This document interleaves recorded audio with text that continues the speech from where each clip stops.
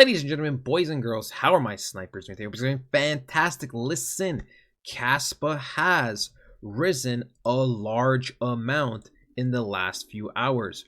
At the current moment is roughly 19%, but overall it's gone up to 25%. Now look, I had a leverage position open. I had my entry exactly at the 78 point, and we were just millimeters off from getting entered.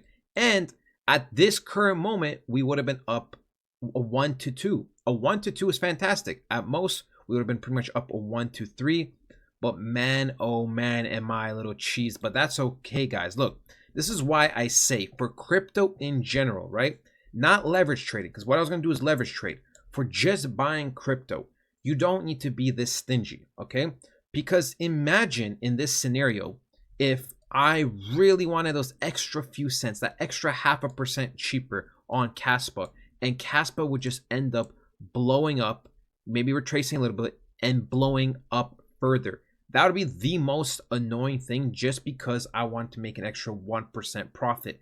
At the end of the day, guys, what matters the most is where we sell. Yes, when we buy, but hardest part is selling, okay? Why? Because people might see, oh, my portfolio went from 10,000 to 100,000, but now it's at 97,000. And that extra 3,000 is going to bother them so much that some people are willing to sabotage their whole portfolio. Guys, only 3% of people are roughly profitable in the crypto cycle, which is crazy because at one point over 99% of us are in heavy profits. So it just goes to show the psychology is not so great for people when it comes to money.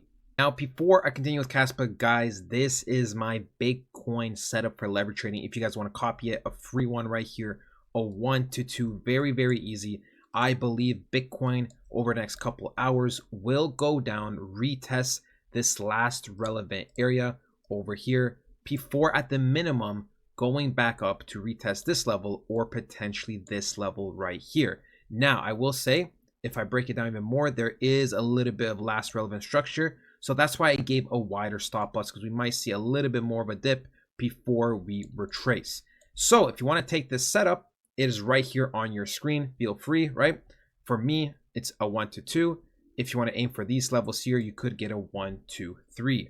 Now, why do I bring up Bitcoin? Well, guys, because Bitcoin is the head of the snake, right? We all know Bitcoin is the main coin.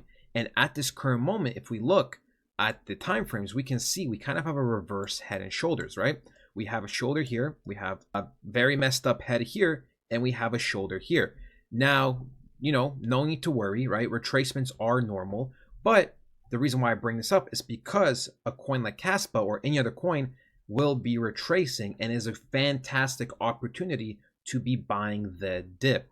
The thing is, guys, right now, buying the dip is a good thing to say because we know the context of the market is going to be going up, right? We know Bitcoin is going to be expanding and then altcoin season is going to come. So buying the dip is great. And it is fantastic over the next few weeks to be doing that. So back to Kaspa. What are things going to happen with Kaspa? Well, guys, you know, technically we did not have a closing above this structure. So we did not create a higher high just yet. But do not fear, because this could be the start of something great. Now we have two scenarios. One where I think will be the more likely one, where we kind of come back down to 13 cents, consolidate, and try to move up once again. Right? That is scenario number one. Scenario number two is we have a deeper retracement, maybe roughly back to 11.5 cents before we continue to try to make a higher high over here. Now, overall, Kaspa is looking great. Okay, look how fast Kaspa moved in just a day. I know people are starting to get frustrated with this coin a little bit because it's been ranging. We can see this big range has been ranging here for months now. But you have to understand, the longer coin ranges, the harder the pump is going to be. One last thing I want to say with the technical analysis, ladies and gentlemen, is that, you know, depending on how this weekly closes, we still have a few days, right?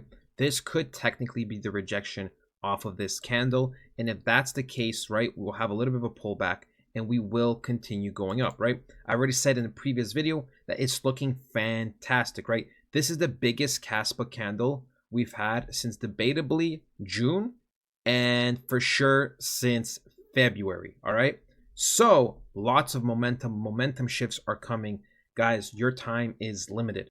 Now, I still think Kaspa could hit roughly $4. It's because something like Cardano hit near 100 billion market cap last cycle. And the thing is, you got to remember, now we have governments, countries, institutions all pumping in money. We expect so much more money. So if something like Cardano can hit that type of market cap, why can't Kaspa this cycle with 3 to 4 times the amount of money? I know it sounds crazy now. Everybody calls you crazy until it happens. So for me, $4 Kaspa is still in the line.